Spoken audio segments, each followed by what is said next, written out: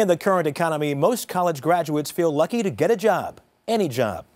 In Western Massachusetts last week, a 22-year-old landed his first job. He's now the mayor of his hometown. And that's tonight's Sunday cover. The fresh face who is set to lead a city of 40,000 people. Alex Morse. This has always been about the future of the city of Holyoke. At 22, Alex Morse is the mayor-elect of Holyoke, Massachusetts.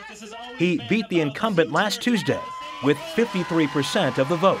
Never once did I listen to the folks who said, "You're too young, you haven't paid your dues." When Morse announced his candidacy in January, he was a senior at Brown University. Do you think your opponents took you for granted when this race began? Yes, I think they did. Because of my age, they definitely took me for granted. Holyoke is a diverse, working-class city and one of the poorest in Massachusetts. Its once thriving paper mills now stand idle. Nearly 30% of its residents live below the federal poverty line, and unemployment is 11%.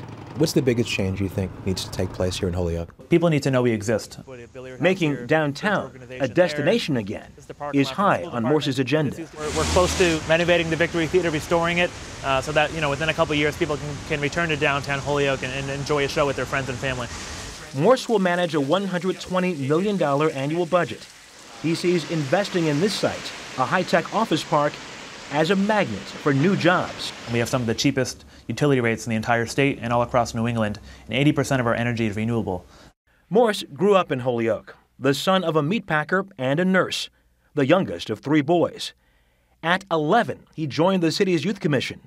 At 15, he was class president. He just graduated from college in May. I think of my age as an incredible asset in that I haven't been around for 20, 30 years. I'm not beholden to special interest. I haven't been around long enough to owe anybody a political favor. People often say young people are the leaders of tomorrow, but they're in fact the leaders of today. Alex Morse takes office in January. It is just a 2-year term, but he told me he would like to serve for the next 8 to 10 years.